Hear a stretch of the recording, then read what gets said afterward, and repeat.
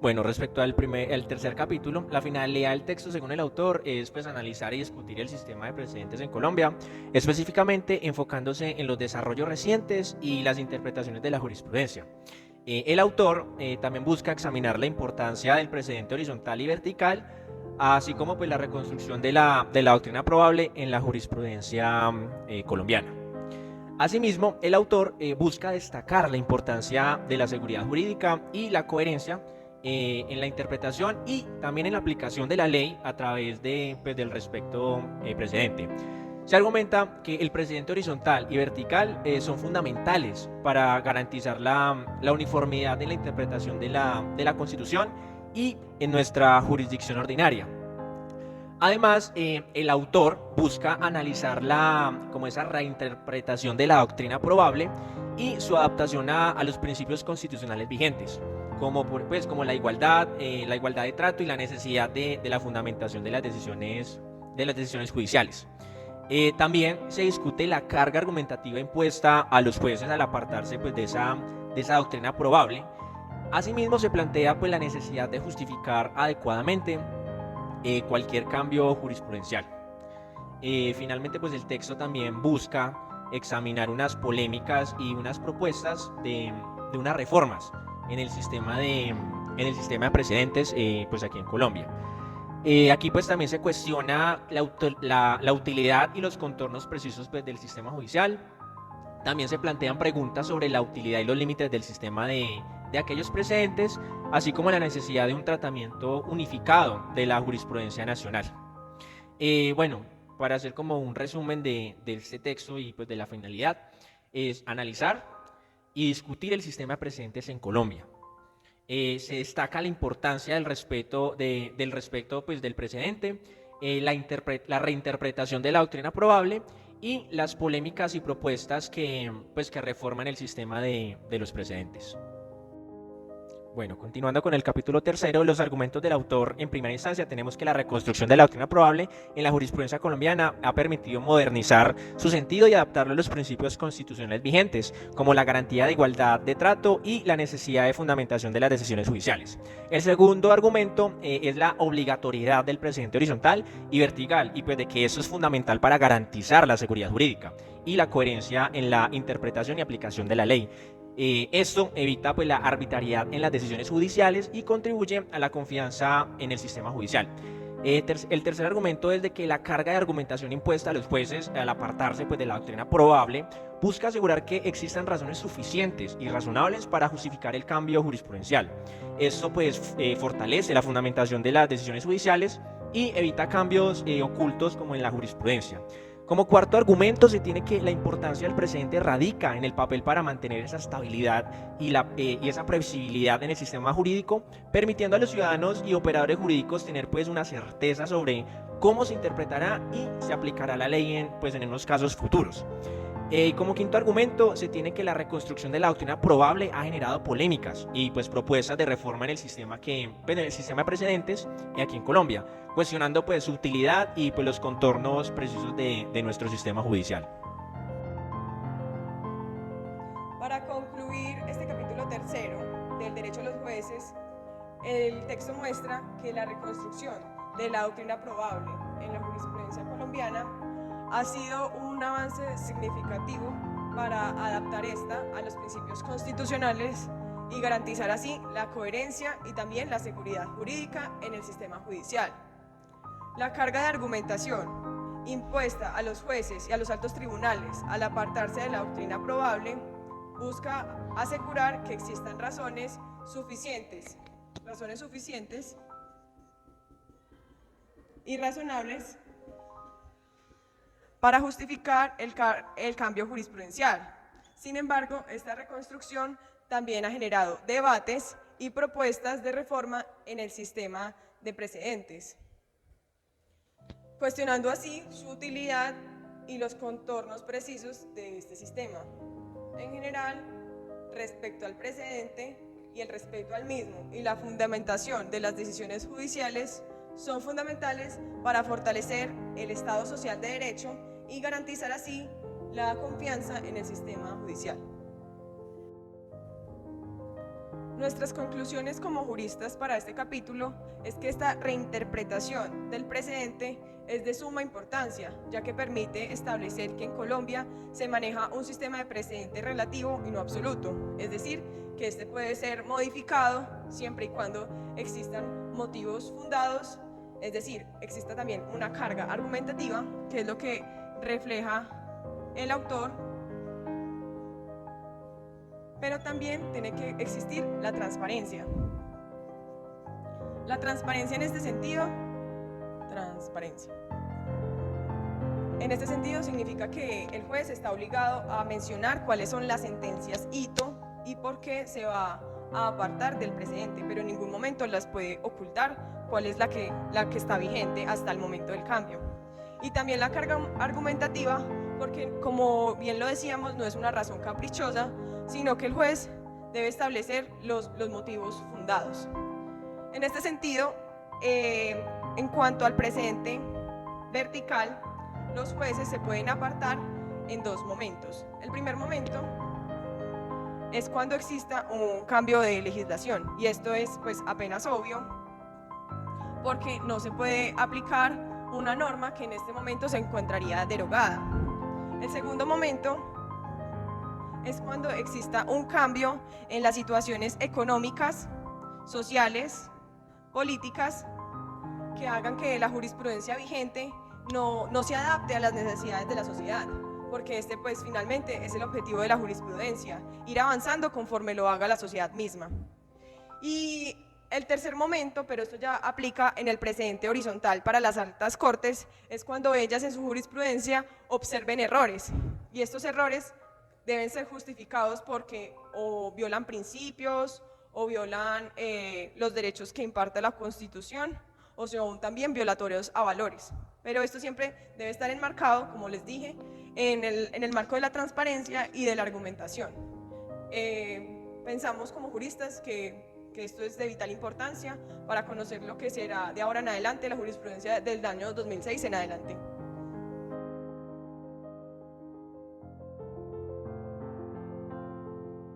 La finalidad del capítulo 4 del texto leído es analizar las formas como la jurisprudencia es usada por cada una de las altas cortes, las cuales exhiben prácticas institucionales muy marcadas. Por ejemplo, la Corte Suprema de Justicia y el Consejo de Estado utilizan jurisprudencia indicativa. Por su parte, la Corte Constitucional utiliza la doctrina del precedente vinculante. Pero ¿qué es el precedente y qué es la jurisprudencia indicativa? Entonces, el autor nos enseña que la doctrina del precedente vinculante se establece que la decisión adoptada con anterioridad dentro de un cierto patrón fáctico tiene una fuerza gravitacional prima facie sobre un caso nuevo análogo. Se destaca que el cambio de decisión debe ser excepcional y basado en motivos suficientemente razonables. Por su parte, la jurisprudencia indicativa tiende a centrarse en la definición de conceptos jurídicos y no analogía fáctica. Esta jurisprudencia indicativa permite cambios frecuentes en el criterio, sin criterio y sin una clara definición de una doctrina jurisprudencial. Como segundo punto, el autor nos enseña la clasificación de la jurisprudencia, cómo las altas cortes citan la jurisprudencia que ellos mismos emiten, y lo hacen de cuatro formas. La primera forma de citar es la relación fáctica estrecha, conocida como analogía estricta, la relación fáctica amplia, conocida como analogía permisiva, por referente conceptual común, y la cita retórica. Para ilustrar la relación fáctica estrecha y la relación fáctica amplia, el autor trae como ejemplo una acción de tutela impetrada por varios padres de familia cuya relación fáctica era la misma, niños que nacieron con ambigüedad genital, donde los padres radicaban una acción de tutela solicitando la atención médica y el debate se centraba en el libre desarrollo de la personalidad. En este ejemplo, el autor nos enseña que hay una relación fáctica estricta porque los síntomas o el diagnóstico que los niños tenían eran similares, que era una ambigüedad genital de nacimiento. Y para ilustrar la relación fáctica permisiva, relación fáctica amplia, conocida como analogía permisiva, es también un niño que nace bien, y que requiere de la cirugía ambigüedad genital, no por nacimiento, sino por un accidente que tuvo con un animal, con un perro, que destruyó su parte genital, y este niño requirió esta cirugía. Si bien es cierto, en ambos casos los hechos son distintos, la necesidad es la misma. Entonces, en el primer caso, cuando los niños nacen con esta enfermedad, se tiene en cuenta que es una fáctica estrecha, una relación fáctica estrecha, pero el niño que sufre el accidente con el perro es una relación fáctica amplia, toda vez que, si bien es cierto, los hechos no son los mismos, la necesidad sí es la misma, la de la cirugía. Como tercer punto, por referente conceptual común. Y para explicar el referente conceptual común, el autor nos enseña que en el derecho anglosajón existe una conexión analógica, en el derecho europeo una conexión conceptual, pero que en el derecho colombiano se usa un referente conceptual común. ¿Qué quiere decir eso? Que la búsqueda de esta jurisprudencia se hace a través de tesauros conceptuales de jurisprudencia y no a través de identificar las analogías fácticas. ¿Y qué son los conceptuales de jurisprudencia? En los conceptos de jurisprudencia no importan los hechos, lo que importa es que encaje una idea jurídica que abarque los supuestos de hechos del litigio. Aquí no existen unas subreglas precisas, por ejemplo, el derecho a la igualdad, en la vía de hecho, el debido proceso, es decir, diferentes conceptos comunes en las sentencias de Colombia. Puede existir dos casos, por ejemplo, bajo el concepto vía de hecho con circunstancias fácticas totalmente diferentes. Y finalmente está la jurisprudencia como autoridad meramente retórica. En esta jurisprudencia, en las sentencias abundan estratos de jurisprudencia de muchos temas que finalmente no influyen directamente en la solución del caso. No existe una conexión ni analógica ni conceptual clara.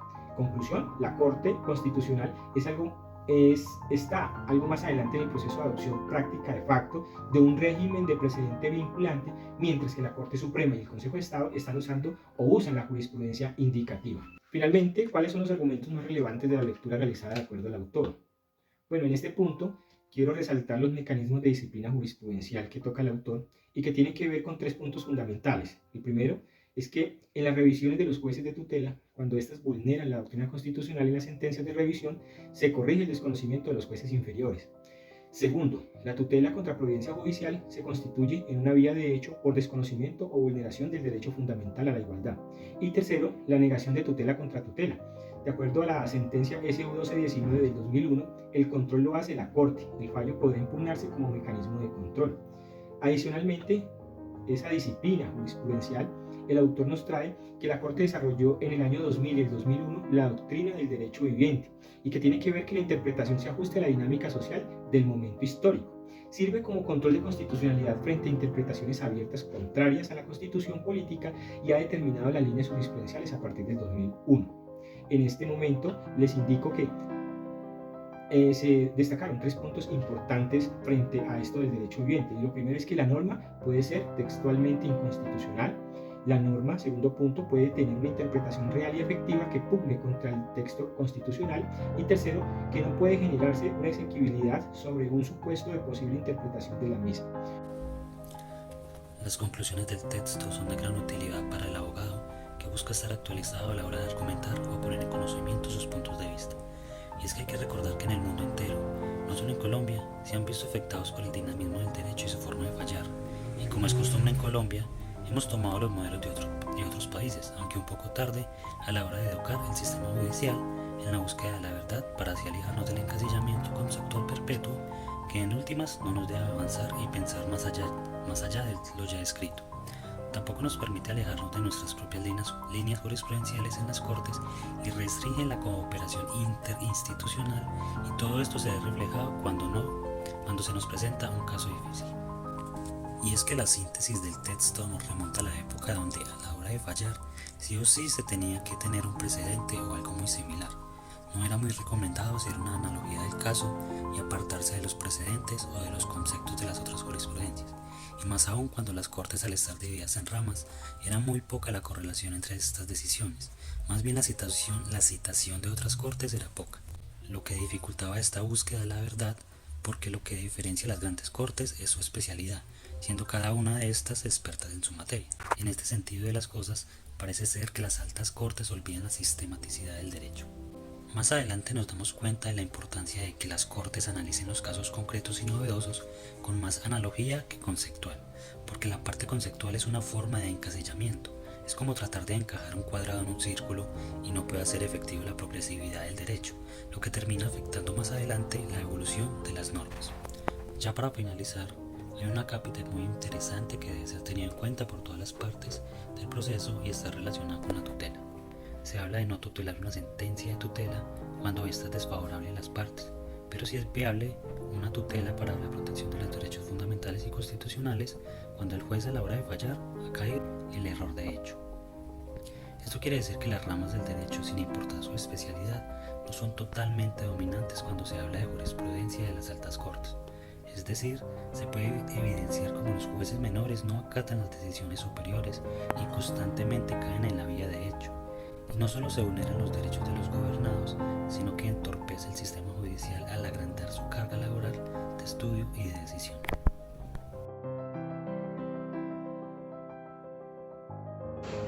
Listo, cuando vamos a hablar entonces del quinto capítulo, la primera pregunta nos plantea, por ejemplo, ¿cuál es el objeto o la finalidad a la cual el autor desea llegar según el texto?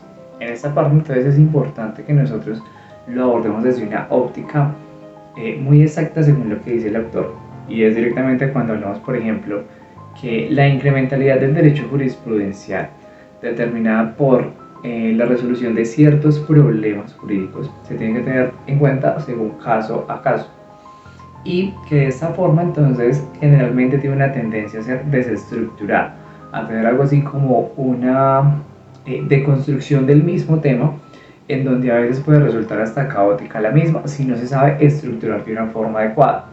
Por eso la importancia de saber, por ejemplo, las técnicas de análisis jurisprudencial que se tienen en la misma. Hay que tener en cuenta que, por ejemplo, cuando nosotros vamos a realizar un estudio adecuado y competente, además estructurado para ciertas sentencias, y también realizar un análisis jurisprudencial, es necesario que la lectura de sentencias individuales no sean, por ejemplo, sin sentido o de orientación o de agrupación, porque esto puede llevar al analista a una dispensión radical directamente del tema al cual se está abordando, con lo que pues consecuentemente una incomprensión totalmente de los mensajes normativos emanados precisamente del derecho judicial. Hay que tener en cuenta que, por ejemplo, para el caso de la determinación en todo lo que es la subregla jurisprudencial, solamente se hace posible cuando, por ejemplo, el intérprete o la persona que está tratando de realizar la interpretación construye para cada línea una línea jurídica integral. Es decir, una narración estructurada de cada proceso o cada línea jurisprudencial que está leyendo para poder obtener una comprensión más a fondo de la misma. Tener en cuenta que, por ejemplo, que dentro de las mismas interrelaciones que se hace en una misma línea y que de los diferentes pronunciamientos judiciales relevantes que tiene la misma se tienen que analizar por separado pero en una misma línea. Ahí es cuando, por ejemplo, surgen los problemas que generalmente esta exigencia plantea, los cuales son varios. Dentro del primero encontramos, por ejemplo, que es necesario acotar lo que es un patrón fáctico concreto, es decir, con el correlativo conflicto de intereses y el derecho, el cual pues que le sea propio, ¿verdad? Que la jurisprudencia ha venido definiendo como lo que nosotros consideramos un escenario constitucional relevante, es decir, todas aquellas sentencias relevantes o fallos judiciales que consideramos relevantes, hay que empezar a identificarlos y a señalarlos para que de esta forma todo quede estructurado. El segundo es muy importante porque nos ayuda, por ejemplo, a lo que es a identificar las sentencias más relevantes que nosotros tenemos en este caso. Estas sentencias, las cuales nosotros denominamos como las más importantes, es las sentencias que, por ejemplo, hemos conocido como las sentencias hito. En este caso, estas van dentro de una misma línea jurisprudencial, lo cual nos permite tener como una concordancia, es decir, estas son las sentencias que marcan un camino o una definición. En el tercer caso es bastante importante, sin embargo, hay que tener en cuenta que lo que nos ayuda es a tener una construcción de teorías estructurales. Es un poco básico, pero es necesario igualmente. En este caso lo que nosotros estudiamos son que, por ejemplo, lo que son las relaciones o las narraciones jurídicas sean no solamente sólidas, sino que sean comprensivas para la persona que las lee o para la persona que las está estudiando. Y que por supuesto permita poder realizar una relación entre los distintos pronunciamientos que se han realizado por las cortes o por los tribunales una relación entre esas líneas jurisprudenciales o pronunciamientos jurisprudenciales, lo cual, por ejemplo, que el autor lo podría sintetizar yo en una sola frase, y es que la tarea en sí en propiedad o la misión del jurista.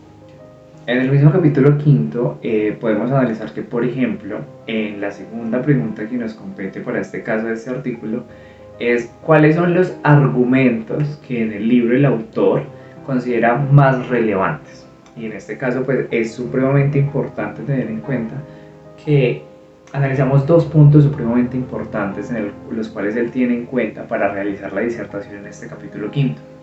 Y es el primero, que para resolver el problema jurídico, por ejemplo, de alguna sentencia, la cual, por ejemplo, siempre es la pregunta que encabeza la línea de la jurisprudencia y que el investigador intenta resolver mediante, primero, la identificación y segundo, la interpretación dinámica, porque no es estática, es una interpretación dinámica de varios pronunciamientos judiciales que se van teniendo por tribunales o cortes.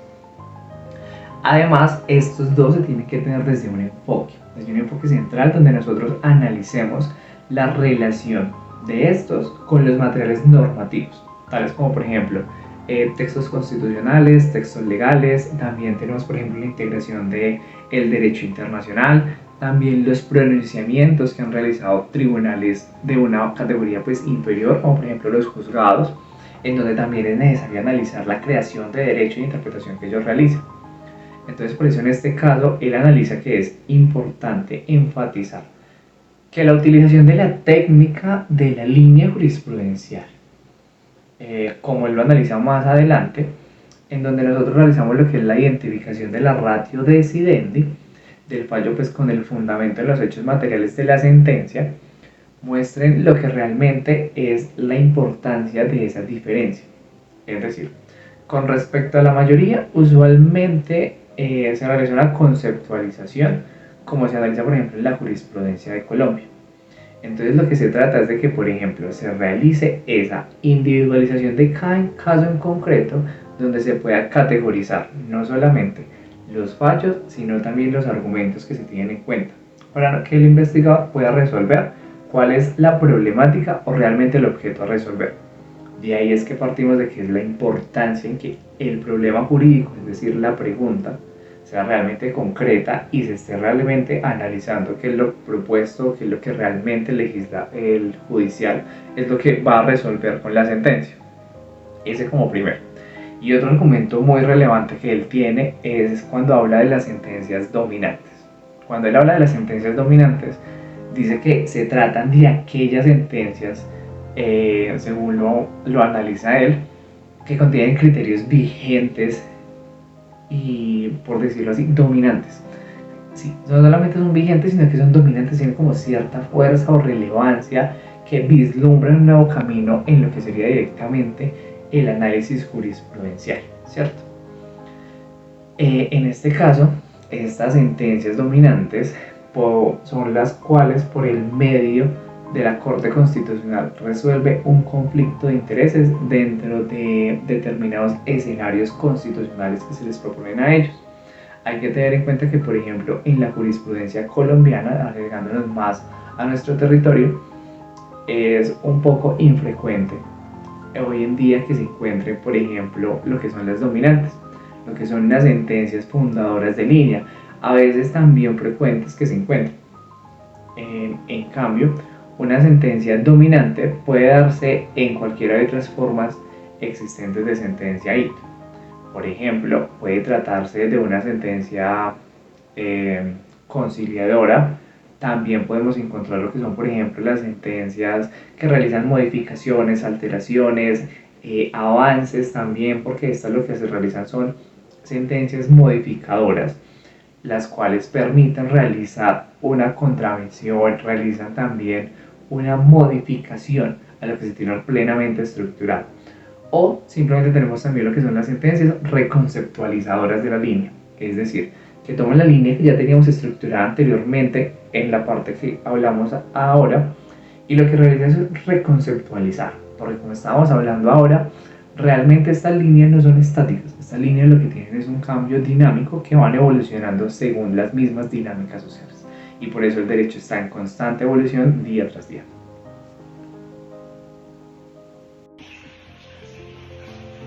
Para mi conclusión como jurista, es necesario resaltar que me baso en dos ítems bastante importantes y que están relatados en este capítulo del libro. El primero de ellos, la sentencia arquimédica. La segunda, la ingeniería reversa. La sentencia arquimédica como aquella sentencia en la que me paro firmemente para iniciar este proceso de análisis. La segunda, ingeniería reversa, como esta técnica que se puede utilizar para interpretar varias sentencias planteadas por la jurisprudencia y que me pueden ayudar a mí a resolver un caso concreto. Esto es demasiado útil para cualquier abogado, ya que le permite tener la posibilidad de hacer una interpretación acertada y tener un punto de partida mucho más claro al momento de argumentar o incluso de interpretar las sentencias. Como conclusión argumentativa por parte del autor, podemos observar que hace mucha referencia a la importancia de las líneas jurisprudenciales como un mecanismo que permita darle un orden más lógico a las ideas planteadas por la jurisprudencia. Él lo denomina que es un proceso cuasi científico y esto se puede deducir por cada una de las técnicas que él plantea que pueden ser utilizadas en el momento de crear estas líneas jurisprudenciales. Adicional a eso, y creo que es muy importante, hace hincapié en que no se debe mirar como algo mecánico, algo que ya está plenamente establecido, sino que simplemente son técnicas que van a ayudar, digamos, a una mejor interpretación de lo que se plantea. Ya lo que se interprete por parte de cada individuo, pues es meramente de su responsabilidad. Sin embargo, estas técnicas han mostrado ser muy acertadas cuando de líneas jurisprudenciales estamos hablando.